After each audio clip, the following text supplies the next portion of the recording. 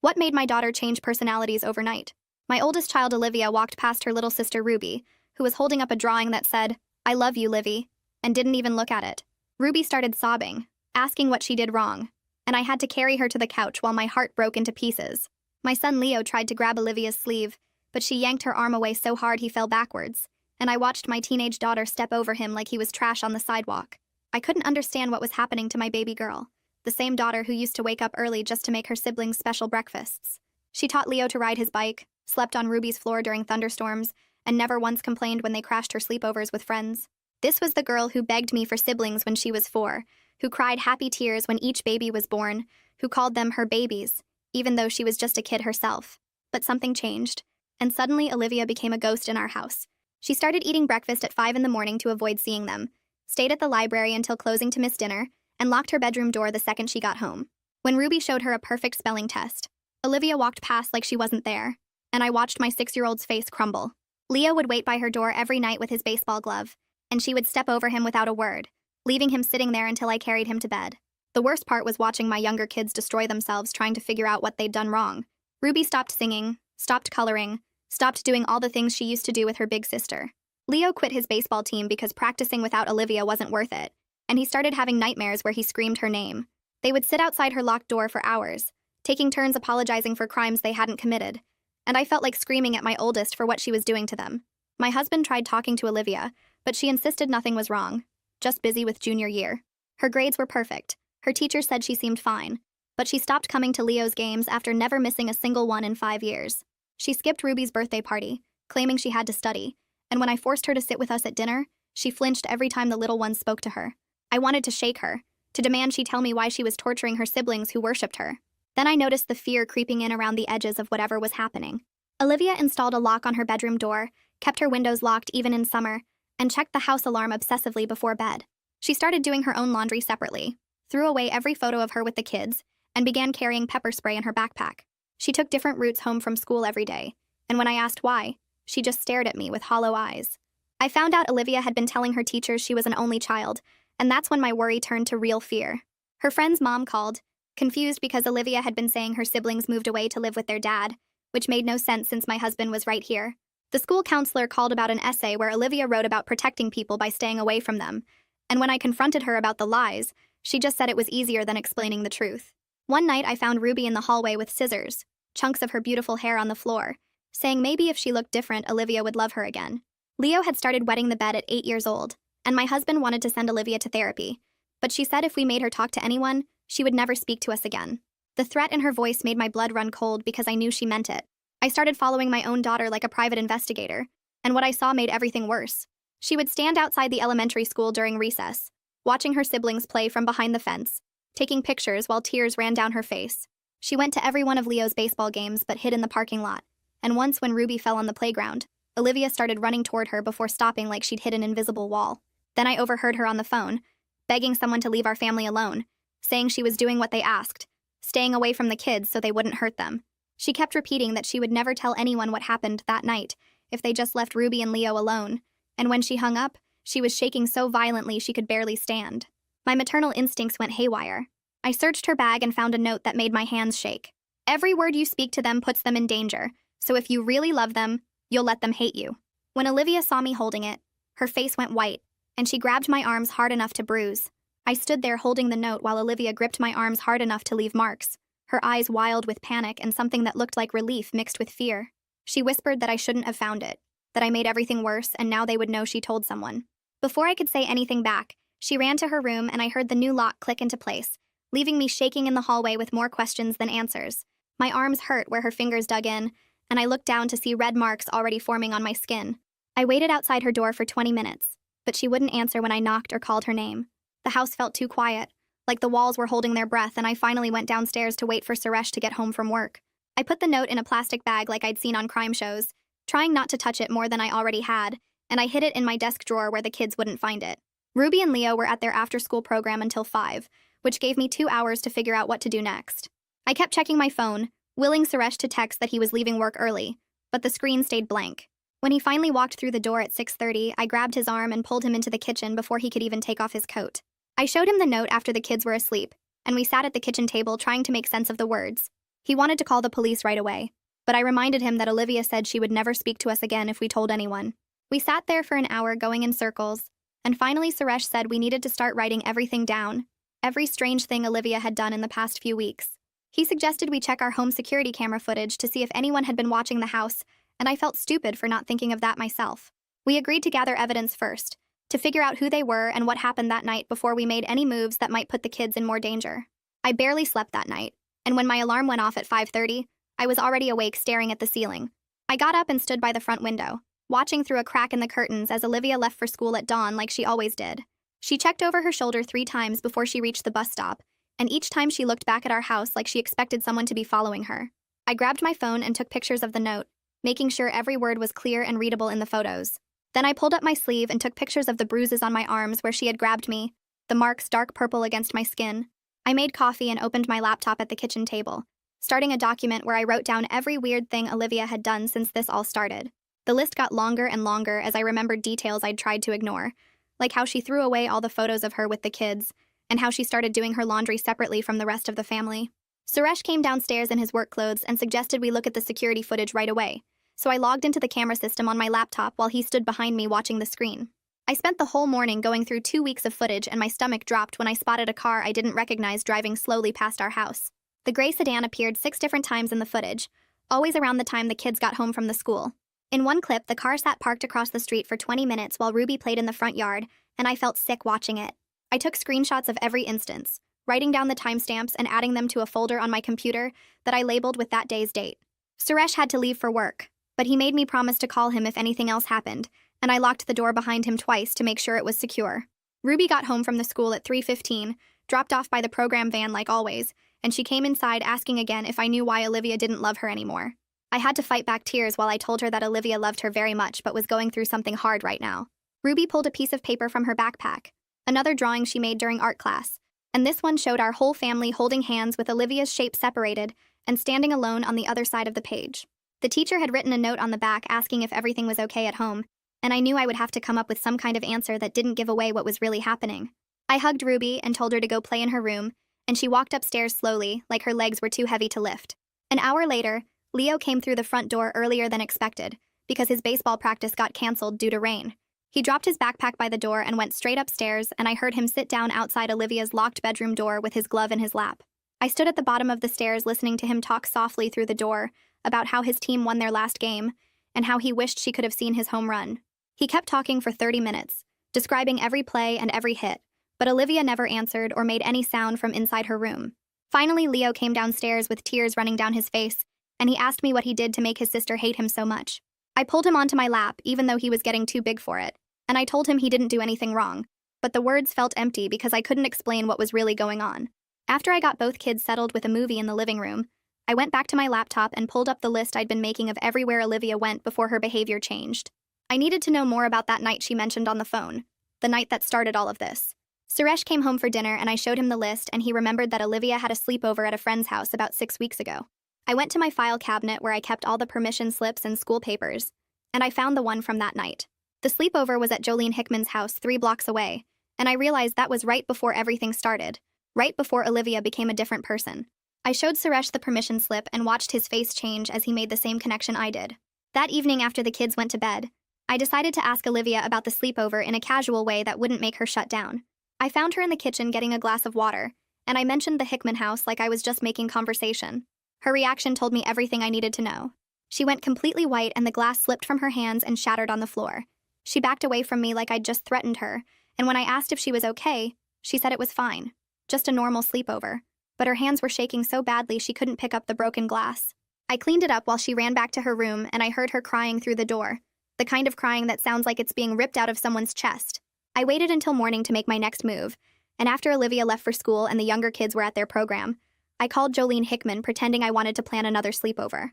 Her voice got strange the second I mentioned that night, and she said the girls had fun, but then quickly added that maybe Olivia was too busy with junior year for sleepovers now. I pushed for details about what they did that night, asking about movies or games, and she became defensive. She said she didn't remember much because the girls stayed up late in the basement and she went to bed early. The conversation felt wrong in ways I couldn't quite name, like she was reading from a script someone told her to memorize. I thanked her and hung up and immediately called Suresh at work to tell him something was off about the whole thing. He said he would come home early, and when he walked through the door an hour later, I was already grabbing my car keys. We decided to drive past the Hickman house to see if anything seemed strange, and I felt like a detective in a bad movie as we rolled slowly down their street. The gray sedan from our security footage was parked in their driveway, and my heart started beating so fast I thought I might pass out. Through the front window, I could see a teenage boy who had to be Jolene's son, Axel, and I realized this might be the person who had been threatening Olivia all along. I drove away from the Hickman house with my hands shaking on the steering wheel, while Suresh asked if I was okay. I told him I needed to get home right away and look up everything I could find about Axel Hickman online.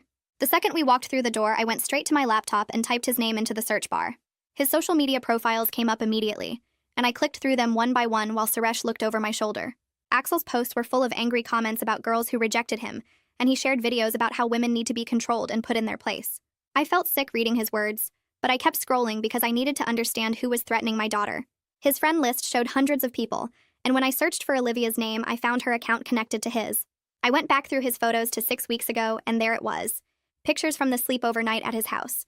The first photo showed 5 girls sitting in a basement with sleeping bags spread out on the floor. I zoomed in and spotted Olivia in the corner looking uncomfortable with her arms wrapped around her knees. The next photo showed the girls watching a movie, and Olivia had moved even farther into the corner. Then I found the picture that made my stomach drop. Axel was standing in the basement doorway with his phone in his hand, and he was staring directly at the girls with an expression that made me want to throw up. I took screenshots of everything and saved them to a folder on my desktop. Suresh suggested we call the police right away, but I reminded him that Olivia had threatened to stop talking to us if we involved anyone. He argued that we already had enough evidence to at least talk to someone, and I realized he was right. I found the non-emergency police line number and called it while my heart pounded in my chest. The person who answered transferred me to Detective Russell Copeland, and I explained that my daughter was threatened but wouldn't talk about it. He agreed to meet with me that afternoon at the police station, and I grabbed all my documentation to bring with me. Detective Copeland turned out to be a middle-aged man with kind eyes who listened carefully while I spread everything out on his desk. I showed him the threatening note, the security footage of the gray sedan, the timeline I had created, and the screenshots from Axel's social media. He studied each piece of evidence and asked questions about when things started and how Olivia had been acting. I told him about her complete personality change and how she stopped talking to her siblings to protect them. He nodded slowly and said he understood my fear, but without Olivia's statement or direct evidence of threats, there was limited action he could take legally. I felt my hope deflating as he explained that the note was concerning, but didn't specifically name who wrote it or what would happen. The security footage showed a car driving past our house, but that wasn't illegal on its own. He advised me to keep documenting everything and consider getting a lawyer involved who could help us understand our options. I left the police station feeling frustrated that the law couldn't protect us better, but I understood his position. That afternoon, I called a family lawyer whose name I found online, and she specialized in protecting minors. She agreed to talk with me over the phone right away, and I explained the whole situation from the beginning.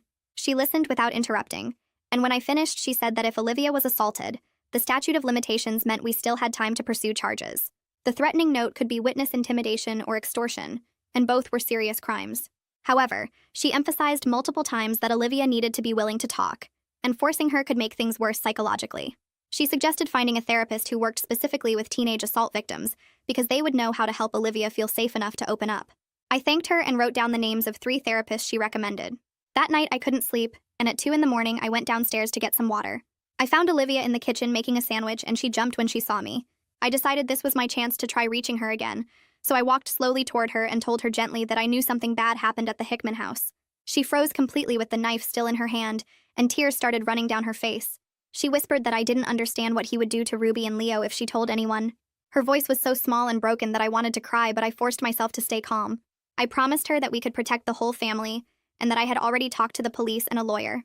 She shook her head hard and said I couldn't stop him because he was always watching us. She said he had pictures of Ruby at recess and Leo at baseball practice, and he sent them to her phone to prove he could get to them anytime. I reached out to hug her, but she backed away and ran upstairs to her room. I heard her lock click into place, and I stood in the kitchen crying quietly so I wouldn't wake anyone else. The next morning, I called a security company and had them come install additional cameras around our house that would send alerts to my phone whenever they detected movement. I also called a locksmith to change all our door locks, and I only gave new keys to Suresh and myself. I didn't even give one to Olivia because I was worried about who might get access to it if someone threatened her. Suresh took the day off work so he could drive the kids to and from the school, while I stayed home monitoring the camera feeds on my laptop. I watched every car that drove past and every person who walked by our house. At 3 in the afternoon, my phone buzzed with a movement alert, and I pulled up the camera feed to see the gray sedan driving slowly past our house again. This time it stopped directly in front, and I could see Axel clearly in the driver's seat. He sat there looking at our home for almost a minute while I took screenshot after screenshot. I called Detective Copeland immediately, and he said he would send a patrol car to drive through our neighborhood more often, but without evidence of a direct threat, he couldn't do much more. The feeling of being so helpless made me want to scream into my pillow. I decided to pick up Ruby from the school myself instead of letting Suresh do it because I needed to get out of the house. I parked near the playground and waited for the bell to ring. While I was sitting there, I noticed someone standing behind the fence near the playground, and when I looked closer, I realized it was Olivia. She was partially hidden behind a tree watching Ruby play with her friends. I could see she was crying and she kept taking photos on her phone like she was trying to hold on to these moments. Ruby must have spotted her because she started running toward the fence calling Olivia's name over and over. Olivia turned and walked away quickly without looking back, and Ruby stood at the fence sobbing. I got out of my car and went to get her, and I had to carry her back while she asked why Olivia ran away from her. I didn't know what to say, so I just held her tight and let her cry against my shoulder. That evening after the kids were in bed, I remembered that we had a shared family computer in the den that Olivia sometimes used for homework. I opened it up and checked the browser history and email accounts. In Olivia's trash folder, I found an unsent email and my hands started shaking as I read it. She had written about keeping her siblings safe by staying away from them and how much she missed making them breakfast and helping with their homework. She said that every word she spoke to them put them in danger and she couldn't risk it. The email wasn't addressed to anyone, just her own thoughts that she had typed out at 4 a.m. 3 weeks ago. I printed it and added it to my evidence file that was getting thicker every day. The next morning, Francine Barkley called asking if Suresh and I could come meet with her about Olivia's essay. I brought copies of everything I had documented and spread them across her desk. Her expression grew more serious as she reviewed each piece of evidence, and she kept shaking her head like she couldn't believe what she was seeing. She explained that as a mandated reporter, she was required to report suspected abuse, but she was worried that doing so might put Olivia at greater risk if she refused to cooperate with investigators. We spent an hour discussing different strategies for getting Olivia to trust us enough to tell the truth. Francine suggested that I try giving Olivia more control over the situation by offering her choices instead of making demands. That night, I sat down and wrote Olivia a letter explaining that I knew she was protecting us and that I was proud of her strength. I told her that I understood she was scared, but that staying silent was actually putting everyone in more danger because we couldn't fight an enemy we couldn't see. I explained that we had lawyers and police who wanted to help, but they needed her to tell them what happened. I slid the letter under her door and sat in the hallway waiting. I could hear her crying softly as she read it, and the sound broke my heart into even smaller pieces. 20 minutes passed, and I was about to give up when her door opened just a crack. She whispered through the opening that she was scared of what would happen if she told anyone the truth. I slid down to sit with my back against the wall and spoke through the gap in her door. I promised we would do this at her pace and that she didn't have to carry this alone anymore. She asked in a shaky voice if I could promise that Ruby and Leo wouldn't get hurt. I told her honestly that I couldn't promise that, but I could promise that staying silent wasn't keeping them safe either. The silence stretched out for what felt like forever, and I could hear her breathing on the other side of the door. Then the door opened wider and she stepped back to let me in. I sat on the edge of her bed while she stood by the window staring at her hands. She started talking in a whisper so quiet I had to lean forward to hear. She said Axel cornered her in the basement during the sleepover after the other girls fell asleep upstairs. She described what he did and how he recorded it on his phone while telling her that if she ever told anyone, he would hurt Ruby and Leo. My stomach turned over, but I forced myself to stay calm and just listen. She explained that he'd been texting her from different numbers ever since that night. He sent photos of Ruby at recess and Leo at baseball practice to prove he was watching them. Every message reminded her that their safety depended on her silence and staying away from them. I felt rage like nothing I'd ever experienced before, but I made myself take slow breaths. I thanked her for trusting me with the truth and asked if she still had any of the messages. She pulled out her phone with shaking hands and showed me a hidden folder. There were dozens of texts with photos of her siblings and threats about what would happen if she talked. I took photos of every single message with my own phone while she watched nervously. I documented the phone numbers and timestamps and made sure I captured every detail. When I finished, I pulled her into a hug and felt her whole body shaking. I called Detective Copeland right away, and he said he would come to our house that evening. He arrived with a female detective who introduced herself and explained she worked with assault cases. Olivia sat between me and the female detective on the couch and showed them the messages. She described what Axel did in the basement, and the detective took notes while asking gentle questions. The detective explained that what Axel did was assault, and the threatening messages were extortion and witness intimidation. She said they had enough evidence to start an investigation and would obtain Axel's phone records. Olivia asked what would happen next, and the detective laid out the process step by step. They stayed for 2 hours going through everything and documenting all the evidence. After they left, I kept all 3 kids home from the school the next morning because I was too scared to let them out of my sight. I called my boss and explained I needed emergency family leave. Suresh did the same with his job.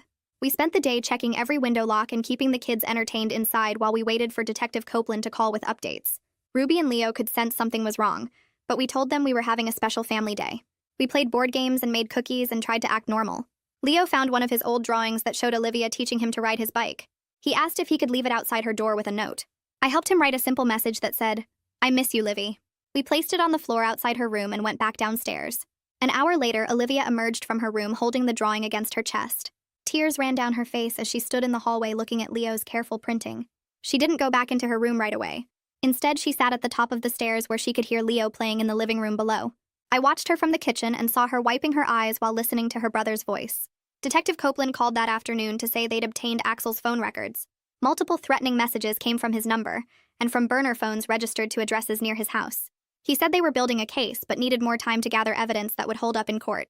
He warned me that Axel's family would likely hire a lawyer and try to say Olivia was lying. He suggested we get a protective order to keep Axel away from our family. I spent the rest of the afternoon filling out paperwork for an emergency protective order. The lawyer I'd talked to earlier helped me word everything correctly. We documented every instance of threatening behavior and surveillance. She explained that if the judge granted the order, Axel would have to stay at least 500 feet away from our home and the kids' schools. We included photos of the gray sedan and screenshots of all the threatening messages. That night, after everyone was asleep, I couldn't stop thinking about everything. I opened the family computer and checked Olivia's email trash folder again. I found another note dated just 2 days ago. My hands started shaking as I read her words about wanting to die because it was the only way to keep everyone safe. She wrote that she couldn't live with the fear anymore, and that her siblings would be better off without her. I felt sick realizing how close we'd come to losing her. I ran to wake up Suresh and showed him the note. We both sat there in the dark reading it over and over. He said we needed to get Olivia into therapy immediately. I called the crisis hotline and explained the situation to the person who answered. They gave me the name of a therapist named Allegra Neff, who worked with teenage trauma. I left a message on her voicemail at 2 in the morning. Allegra called back first thing the next morning and agreed to see Olivia for an emergency appointment that same day. I was grateful when Olivia didn't fight me about going. We drove to the therapist's office in silence. Allegra was a calm woman in her 40s with kind eyes. She talked to Olivia alone for an hour while I sat in the waiting room. When the session ended, Allegra asked to speak with me privately. She said Olivia was showing signs of severe trauma and depression. She recommended therapy twice a week and possibly medication to help with the anxiety and intrusive thoughts. She also suggested family therapy to help repair the relationships with Ruby and Leo. I agreed to everything and scheduled the next appointment before we left. 2 days later, I sat in the courtroom holding a folder with all my evidence while Axel and Jolene stared at me from across the room. Their lawyer stood up and told the judge this was just a big misunderstanding between teenagers. He said Axel was a good student who never caused trouble, and that Olivia was making things up because she was mad at him. I felt my hands shaking as I listened to him paint my daughter as a liar. The judge asked to see my evidence, and I passed forward the threatening messages, the security footage of the gray sedan, and Olivia's written statement about what happened. He spent 20 minutes reviewing everything while the courtroom stayed silent. Jolene kept whispering to her lawyer and shooting angry looks at me. The judge finally looked up and said the evidence was clear that Axel posed a threat to our family. He granted the protective order right there and told Axel he had to stay at least 500 feet away from our house and the kids' schools. Axel's face went red and Jolene started crying, but the judge said any violation would result in immediate arrest. I walked out of the courthouse feeling like I could breathe for the first time in weeks. Detective Copeland met me in the parking lot and told me he knew the protective order was just paper. He said Axel might not care about breaking it if he was angry enough. My relief disappeared as fast as it came. He explained that he'd arranged for police to drive through our neighborhood more often, and that any violation would mean Axel got arrested on the spot. He suggested we change up our routines and stay aware of our surroundings at all times. I thanked him and drove home checking my mirrors every few seconds. That afternoon, I was making lunch when I looked out the window and saw the gray sedan parked 2 blocks down. My heart started racing and I grabbed my phone to call 911. I gave them the license plate number and told them about the protective order. The operator said officers were on their way and to stay inside.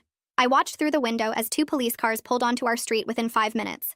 The sedan's engine started and it sped away before the officers could reach it. One officer came to take my statement and I showed him photos of the car from our security footage. He said they would watch for the vehicle, but proving Axel was driving would be hard without catching him in the act. I felt so frustrated knowing that a piece of paper couldn't actually stop him from watching us. That evening, a man in a police uniform knocked on our door and introduced himself as School Resource Officer Gabriel Conway. He said Detective Copeland asked him to talk to us about keeping Ruby and Leo safe at the school. We sat at the kitchen table while he explained his plan. He would personally check who picked up the kids every day, and their teachers knew about the situation without knowing details. He wrote his cell phone number on a card and told me to call him right away if I saw anything suspicious near the schools. His calm way of talking made me feel a little less scared about sending the kids back. He promised Ruby and Leo would be safe and that he took protective orders very seriously. After he left, I felt like maybe we had people on our side who actually cared. The next day, Olivia came home from her second therapy session with Allegra and knocked on my bedroom door. She asked if Ruby and Leo could come talk to her. I was shocked but tried not to show it as I went to get them. They followed me upstairs looking nervous and stood in Olivia's doorway like they were scared to go in.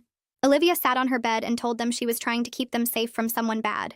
She said she was sorry for making them think she didn't love them anymore. Ruby didn't wait for anything else and just ran across the room to hug her. Leo followed right behind, and all three of them were crying while holding each other. I stood in the hallway with tears running down my face, watching my kids together again. Olivia kept saying sorry over and over, and Ruby kept saying it was okay. Leo just held on to both his sisters like he was afraid they would disappear. I left them alone and went downstairs to tell Suresh what was happening. The next morning, I woke up early and went to make coffee. When I opened the front door to get the newspaper, I saw a dead bird on our porch. There was a note attached to it with string that said, "Protective orders don't protect anyone." My hands started shaking so bad I dropped my coffee mug. I called Detective Copeland right away, and he said he was coming over immediately. He arrived in 15 minutes and took photos of everything. He put the bird and note in evidence bags and told me this was a clear violation of the protective order. He said it also counted as criminal threatening, which was a serious charge. He called someone on his radio and said to put out a warrant for Axel's arrest. Within 3 hours, he called to say police had picked up Axel at his house. I felt relieved until Jolene called my phone screaming that I was ruining her son's life. I hung up on her without saying anything. Detective Copeland came back that evening to tell me Axel was being held overnight in juvenile detention. He said the prosecutor was now looking at adding stalking and criminal threatening to the charges. The dead bird plus all the other evidence made a strong case that Axel was dangerous and getting worse. He warned me that Axel's lawyer would argue for bail by saying he wasn't a flight risk and had family here. The bail hearing was scheduled for the next day. I barely slept that night thinking about Axel getting out. I went to the bail hearing with our lawyer the next morning. The judge let me make a victim impact statement, and I stood up and told him everything. I described finding Ruby with scissors cutting her own hair. I talked about Leo wetting the bed and having nightmares. I explained that Olivia had thoughts about dying because she felt so trapped. The judge's face got more serious as I talked. Axel's lawyer argued that Axel had strong family ties and wasn't dangerous.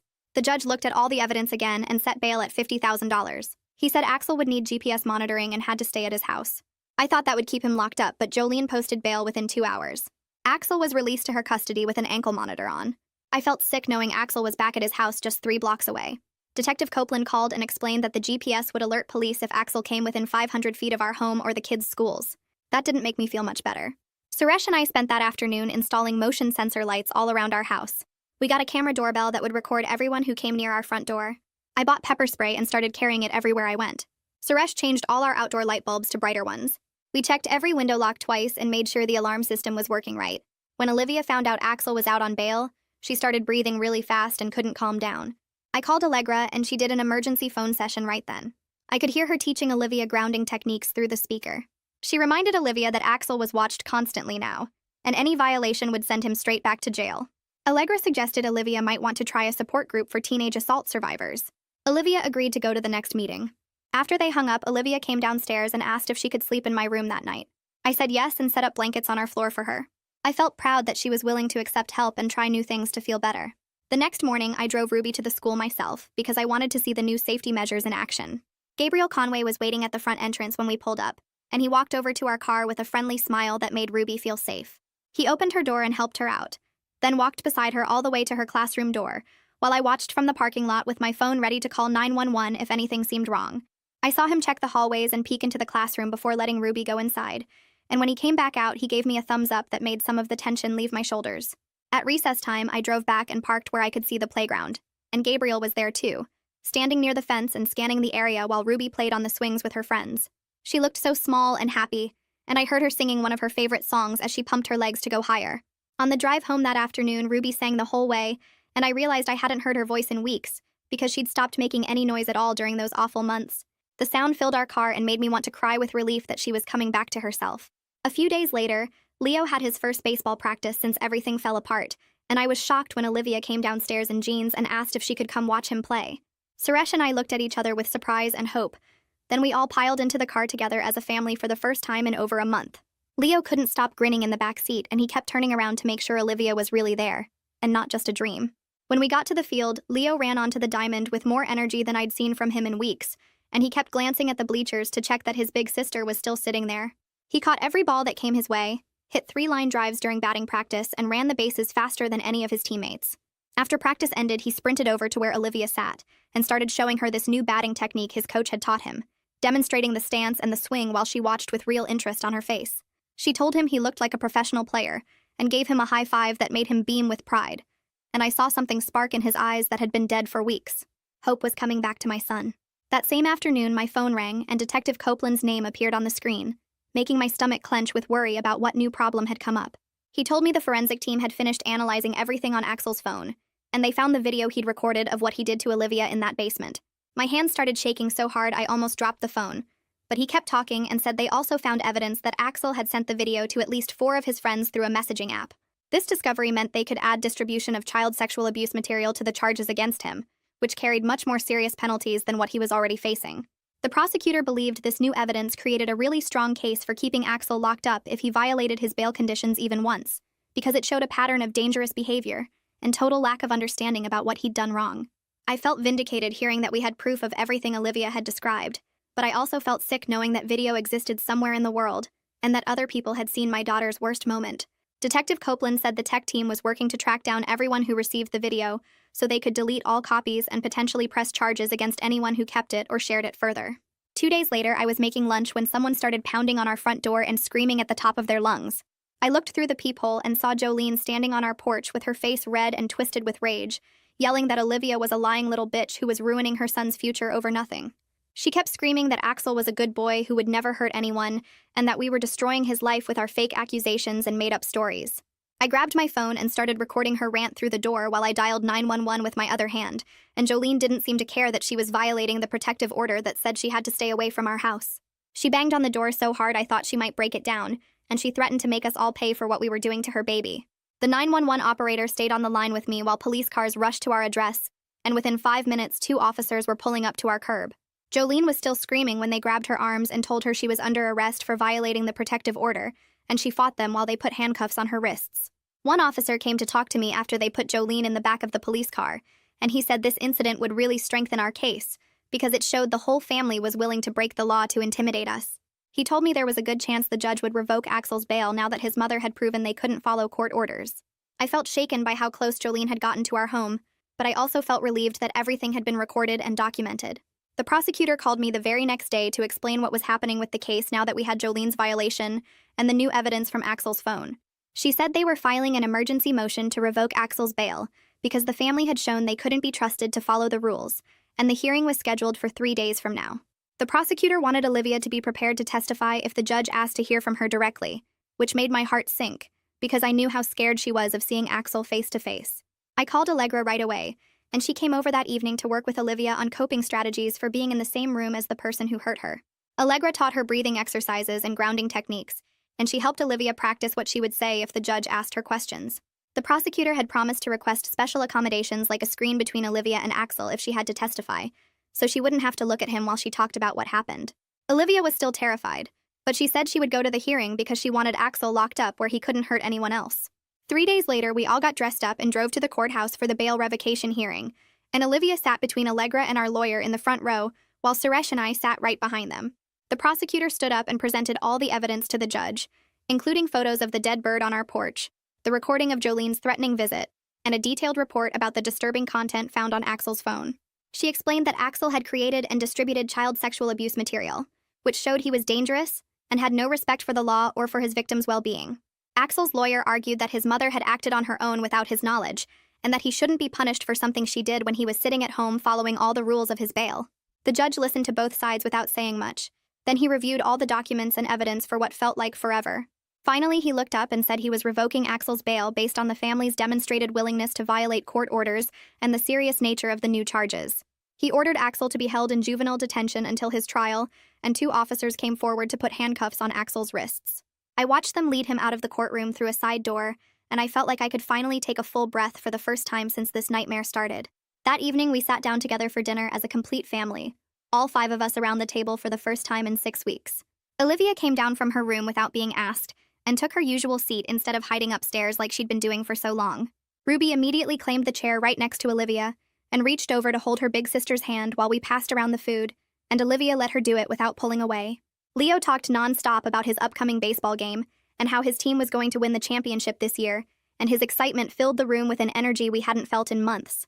Suresh and I kept making eye contact across the table, sharing looks of cautious hope as we watched our family slowly coming back together after being torn apart. The conversation felt almost normal, with everyone talking about their days and making plans for the weekend. Though I noticed Olivia still jumped a little whenever someone dropped a fork or closed a cabinet too loud. She was healing, but the damage was still there under the surface, and I knew it would take a long time before she felt truly safe again. The following week, Olivia started going to the support group for teenage assault survivors that Allegra had recommended, and she came home from her first meeting looking completely worn out, but somehow less alone than before. She sat with me in the kitchen and told me it had helped to hear other girls talking about their experiences, because she realized she wasn't the only person in the world dealing with these kinds of feelings. One girl in the group was much further along in her recovery and had shared her story about how life eventually started feeling normal again, which gave Olivia hope that she might get there too someday. I felt grateful that she was building a support network outside our family, because I knew she needed to connect with people who truly understood what she was going through in ways that I never could. The other girls in the group had been where Olivia was now, and they could offer her guidance and understanding that even the best therapist couldn't provide. A few days after that, Detective Copeland called with another update about the legal case moving forward. He said the prosecutor had decided to offer Axel a plea deal, rather than taking the case to trial, which would require him to plead guilty to sexual assault, extortion, and distribution of child sexual abuse material. In exchange for accepting responsibility and pleading guilty to all charges, they would recommend that he serve time in juvenile detention until he turned 21 years old, followed by mandatory registration as a sex offender and 10 years of probation with strict conditions. Axel's lawyer was currently reviewing the offer with him and his family, and we should know within a week whether he would accept the deal or force us to go through a full trial. Detective Copeland also mentioned that the prosecutor wanted to know if Olivia would be willing to prepare a victim impact statement that could be read at the sentencing hearing if Axel took the plea deal. I told him I would talk to Olivia about it, but I already knew the idea of standing up in court and describing what happened would be too much for her to handle right now. That same afternoon, I took Olivia to her regular family therapy session with Allegra, and we spent most of the time discussing the plea deal and what it would mean for our family going forward. Olivia said she absolutely did not want to go through a trial where she would have to sit on a witness stand and answer detailed questions about the worst night of her life in front of a room full of strangers. She told us she was willing to write down her feelings in a victim impact statement, because she wanted the judge to understand how much damage Axel had caused, but she didn't think she could stand up and read it out loud in a courtroom while Axel sat there listening. Allegra suggested that I could read the statement for her, or that the judge could review it privately in his chambers without anyone else present, and the prosecutor had already confirmed that both of those options were completely acceptable. Olivia thought about it for a few minutes while she twisted her hands together. Then she decided she would write the statement and let me read it to the court if Axel ended up accepting the plea deal, and we moved forward to sentencing. 3 days later, Detective Copeland called to tell me that Axel had accepted the plea deal and would plead guilty to all charges in exchange for the recommended sentence. The sentencing hearing got scheduled for exactly 2 weeks from that phone call, which gave us time to prepare, but also meant 2 more weeks of waiting and worrying. I sat down with Olivia at the kitchen table that same evening and asked if she felt ready to write her victim impact statement, and she nodded slowly while twisting her hands together.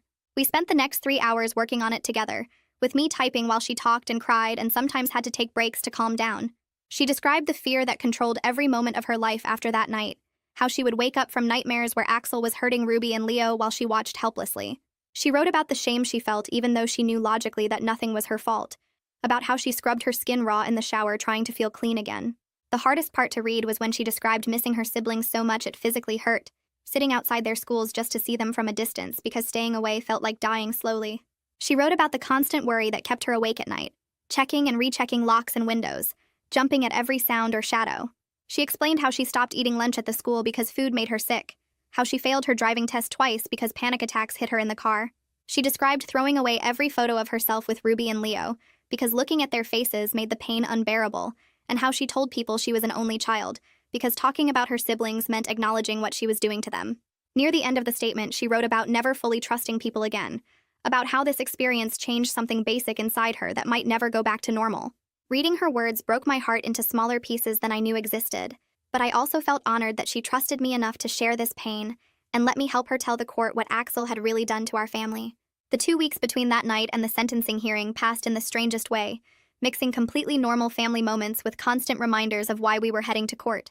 Ruby had a school concert on Thursday where she sang a solo in front of the whole auditorium, and Olivia sat in the third row clapping and cheering louder than anyone else when Ruby hit her high notes perfectly. Leo's baseball team made it to the playoffs after winning their division, and all 5 of us showed up to the game wearing matching shirts with Leo's number on them. We sat together in the bleachers eating hot dogs and screaming encouragement, and when Leo hit a double that brought in 2 runs, Olivia jumped up and down hugging me and Suresh. These moments felt precious in a way they never had before, like we were all aware of how close we came to losing this, and determined not to take it for granted anymore. I took photos constantly during those 2 weeks, filling my phone with pictures of Olivia helping Ruby with homework, of Leo and Olivia playing catch in the backyard, of all three kids piled on the couch watching movies. Every time I looked at those images, I reminded myself that we were healing, that our family was coming back together even though we still had hard days ahead. The morning of the sentencing hearing arrived, and I woke up at 5 feeling like I might throw up from nervousness. I got dressed in the nice outfit I had picked out days earlier, then went to check on Olivia and found her already awake and staring at her ceiling. Suresh drove us to the courthouse while Allegra met us in the parking lot, and the four of us walked inside together with me carrying the printed copy of Olivia's statement in a folder. The courtroom felt huge and cold, with wooden benches and a high ceiling that made every sound echo. Axel sat at a table with his lawyer, wearing a button-up shirt and looking smaller than I remembered, and Jolene sat in the back row glaring at us with her arms crossed. The judge entered and everyone stood up. Then we all sat down again and the prosecutor began explaining the plea agreement to the court. When it was time for the victim impact statement, I stood up on shaking legs and walked to the front of the courtroom, unfolding the papers with hands that trembled so badly I almost dropped them. I started reading Olivia's words out loud, my voice cracking on almost every sentence as I described the fear and shame and isolation she experienced. I talked about Ruby cutting her hair and Leo wetting the bed, about how our whole family lived in terror for weeks while Axel watched us and sent threatening messages. The judge listened carefully, leaning forward slightly and making notes while I spoke, and when I finished, he looked directly at Axel for a long moment before speaking. He talked about the serious nature of sexual assault and extortion, about how Axel had not only hurt Olivia, but had terrorized an entire family, including 2 small children. He explained that these crimes showed a pattern of manipulation and cruelty that required significant consequences, and that while Axel was still young, he needed to understand the lasting harm he had caused. Then the judge accepted the plea deal and sentenced Axel to juvenile detention until his 21st birthday, followed by registration as a sex offender and 10 years of probation with strict conditions. I felt something heavy lift off my shoulders as the guards led Axel away, and when I turned around, Olivia was crying but also smiling slightly, and I knew she felt the same relief. After the sentencing ended, we stood in the courthouse hallway while Detective Copeland came over to give us some final information about what would happen next. He explained that Axel would be transferred within 48 hours to a secure juvenile facility about 2 hours away from our neighborhood, which meant he would be far enough that we wouldn't accidentally run into him anywhere. The GPS ankle monitor would come off since he was going into custody, but the system would notify us immediately if he ever got released or transferred to a different facility. Detective Copeland also mentioned that Jolene was facing her own charges for violating the protective order when she came to our house screaming and for making threats against our family. Her case was still working through the court system, but the prosecutor expected she would end up with probation and mandatory anger management classes at minimum. I thanked Detective Copeland for everything he had done to help us, for believing Olivia and taking our fears seriously when we first came to him. He shook my hand and told me he was glad we got justice. Then he handed me his card again and said to call any time if we needed anything else. Walking out of that courthouse felt different from walking in, like we were finally starting a new chapter instead of being stuck in the nightmare that had controlled our lives for months. The next week, Gabriel Conway came to our house to talk about establishing a new normal at the kids' schools now that the immediate threat was gone. He explained that Ruby no longer needed a teacher escort between classes, but all her teachers would stay aware of the situation in case she had any emotional reactions or needed support. Leo's coach knew to watch for signs of worry during practices and games, and to check in with him regularly to make sure he felt safe and happy. Gabriel also mentioned that the school community had rallied around our family in quiet ways, with teachers and parents offering help without making us feel like victims or gossip subjects. He said the principal wanted us to know that both schools would continue their increased safety measures, not just for our kids but for all students, because our case had helped them realize they needed better protocols. I felt grateful for the discretion and support, for the way people were helping us without making a big deal out of it or treating us differently. Olivia kept going to therapy with Allegra twice a week, and I could see changes in her that showed she was healing, even though the process wasn't always smooth or easy. She started making breakfast for Ruby and Leo again, waking up early to cook pancakes or scrambled eggs like she used to before everything happened. Some mornings were harder than others and she would just put out cereal, but the effort itself mattered more than the specific food. She began helping Leo with his math homework at the kitchen table, explaining problems patiently and high-fiving him when he got answers right. Ruby was allowed to sit in Olivia's room while she did her own schoolwork, and sometimes I would walk past and see them both at Olivia's desk working quietly together. The physical distance that had existed between them for so long was shrinking bit by bit, and I often found all three kids piled together on the couch watching movies or playing video games. The healing wasn't a straight line going up. There were still bad days where Olivia locked her door and didn't come out, but the good days were starting to outnumber the bad ones. 3 months after the sentencing, Olivia came downstairs one Saturday morning and asked if she could invite some friends over to watch movies that night.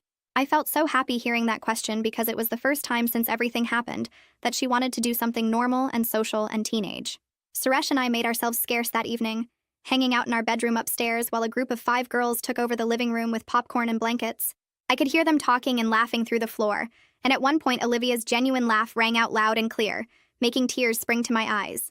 That sound represented so much progress, so much healing, so many steps forward from the terrified girl who had been living in our house just months earlier.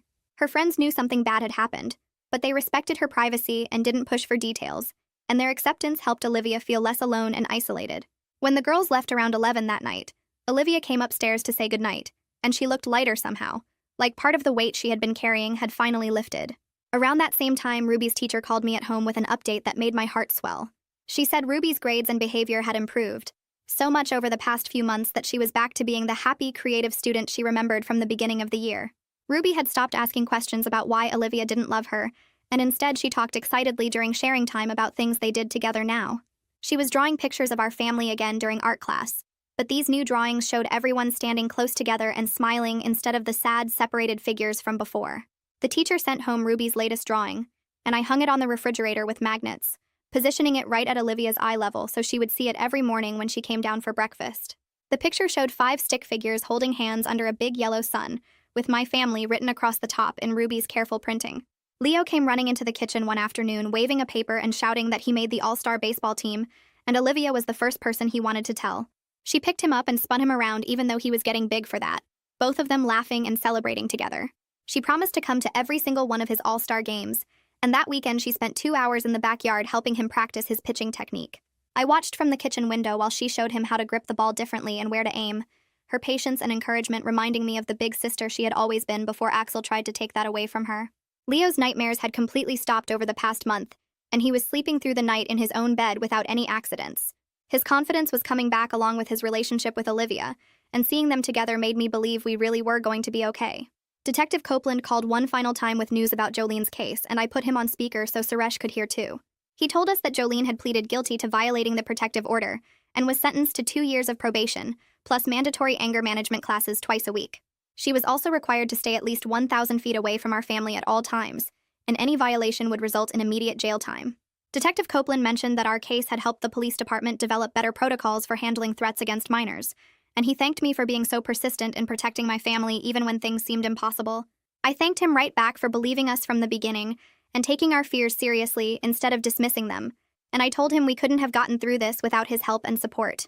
Allegra brought up the idea of family therapy during one of her private sessions with Olivia, and within a week we were all sitting together in her office for the first time.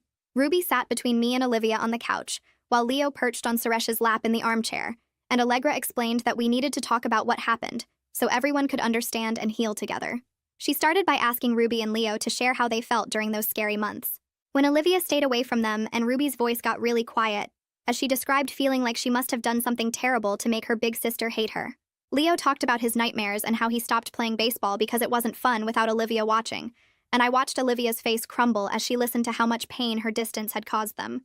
Allegra guided Olivia through explaining in simple terms that a bad person had threatened to hurt Ruby, and Leo if she didn't stay away from them, and that she was trying to protect them the whole time, even though it looked like she didn't love them anymore.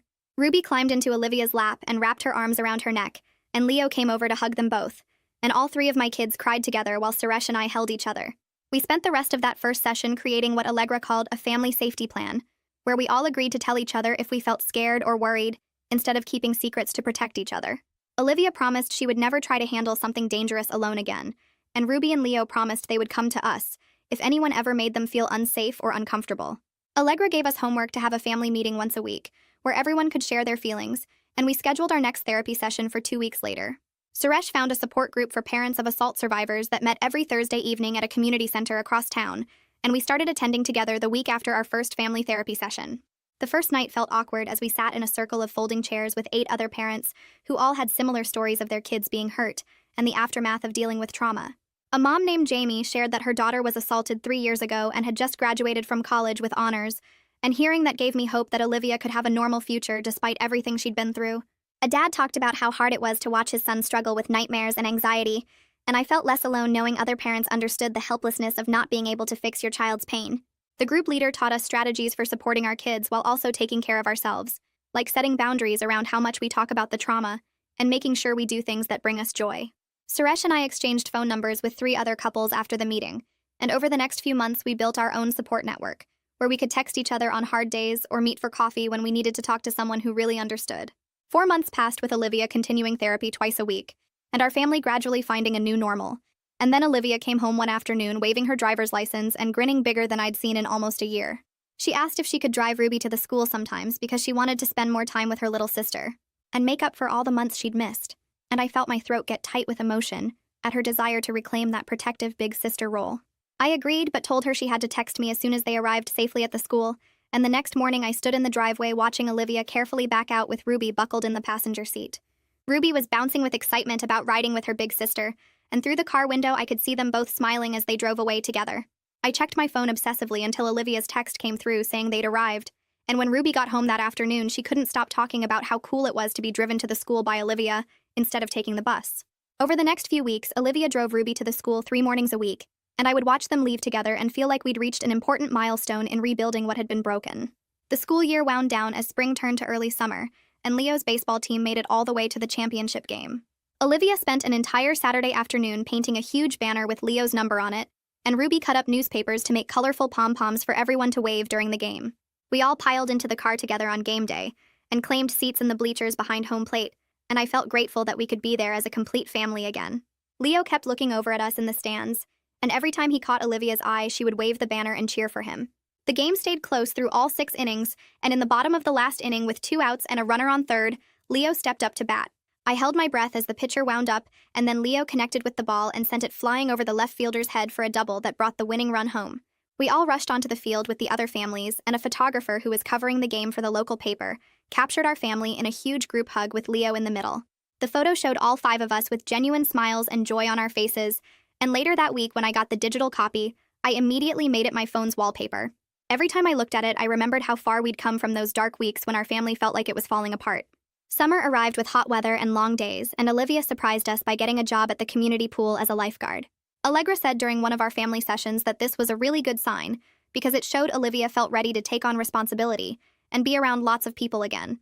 Olivia had to go through training and get certified, and on her first day of work, I drove her there and watched her climb up into the lifeguard chair, wearing her red swimsuit and whistle around her neck.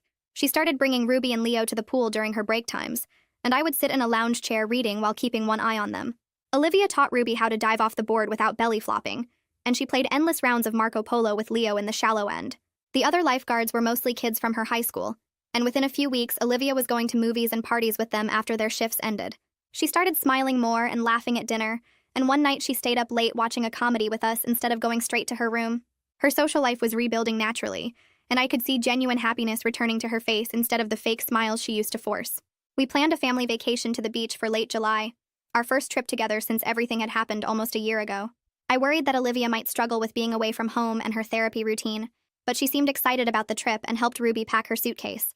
We drove 4 hours to a beach town and checked into a hotel with 2 adjoining rooms, and I noticed that Olivia didn't obsessively check the locks on our door or peer out the windows looking for threats.